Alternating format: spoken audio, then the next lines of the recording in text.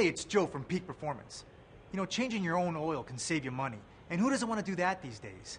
I'm going to show you that it's pretty easy to do, but first, let's take a look at what oil actually does.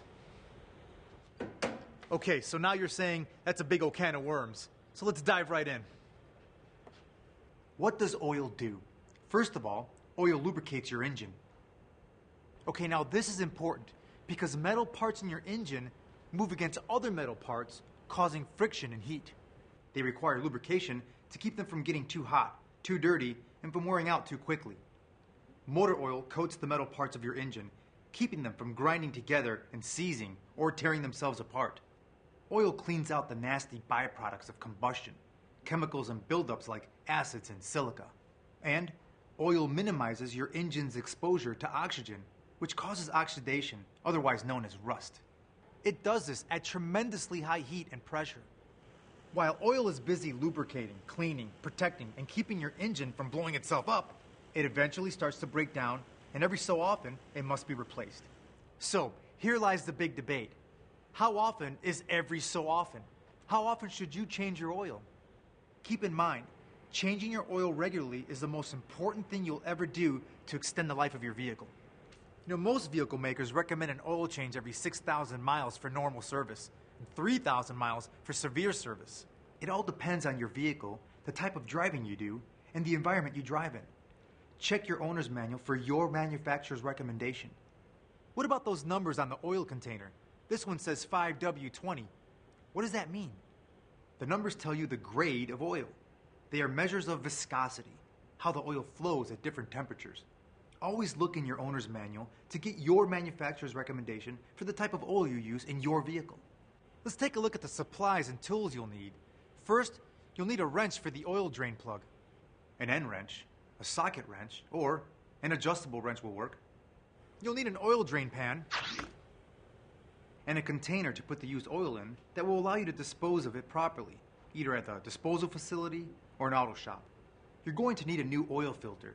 Check your owner's manual to find the correct replacement. An oil filter wrench and the right amount of the recommended grade of Peak Performance motor oil.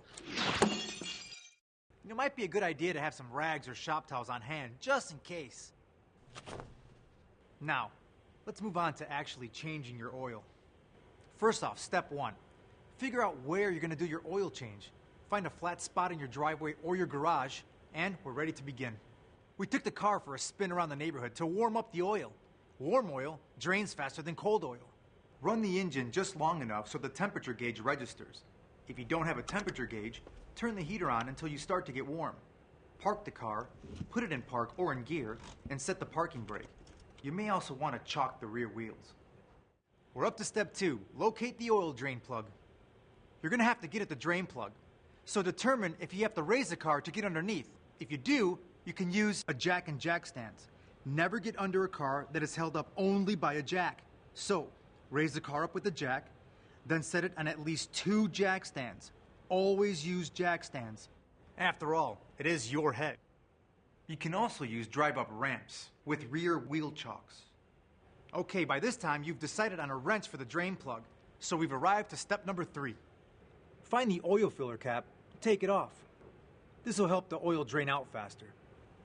Get under the vehicle. Position the oil drain pan where the stream of oil will go. If the drain plug is on the side of the engine, it'll shoot out sideways, like a fire hydrant. You may want to also use newspaper or cardboard under the engine compartment. Turn your wrench counterclockwise to loosen the drain plug. This might take some effort. Now you may want to put on some surgical type gloves. Remove the drain plug with your fingers and be ready for hot oil to flow out, hence the gloves. Most of the oil will drain out in about 2 or 3 minutes. We're going to give it a bit more time than that. While it's draining, we can move on to step 4, changing the oil filter. Attach the filter wrench to the oil filter. It only works in one direction. Turn the filter counterclockwise to loosen it up, then turn it the rest of the way by hand to remove it. Be careful, it has hot oil in it. Pour the contents into your drain pan and set it aside with the opening up. Prepare the new filter by spreading oil on the gasket. Wipe the filter mounting area on the engine with a clean rag and put the new filter on. Tighten the filter hand tight. Then, turn it 1/2 to 3/4 of a turn more with the filter wrench. You want a nice tight seal between the oil filter and the engine. If it's not tight enough, you'll have an oil leak. But if it's too tight, you'll have trouble getting the filter off the next time. Okay, on to step 5. Replace the drain plug, snug it up nice and tight, and clean off the area so you'll be able to see if there's any leaks later on. Now's a great time for step 6, dealing with the used oil. Pour the used oil from your drain pan into a sealable container that you can take for proper disposal. Just make sure the oil is cool enough and the container seals tightly and that it won't fall over on the ride to the oil disposal place, either a certified oil recycler or an auto shop where they know how to deal with it. Put the old filter into a Ziploc bag. Wipe out the funnel nice and clean. All right, step 7. We're cranking now. Using the funnel in the oil filler spout, put in the fresh oil. Check your owner's manual for the correct amount to put in your vehicle. Peak Performance motor oils come in quart bottles, as well as 5-quart jugs for vehicles that need just that much oil. Replace the filler cap, clean around the area, and check for leaks. Also, check your oil level just to make sure. Which brings us to step 8.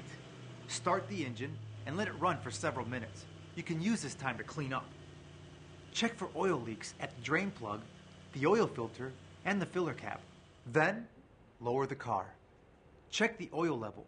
You may have to top it off, as oil is drawn into the engine when the car is running. All right, done deal. Not too bad, huh? For the most important thing you can do to extend the life of your car. Especially a car like this. Be sure to check us out at peakauto.com. We're also on Facebook, Twitter, and YouTube. I'm Joe from Peak Performance. Thanks for watching.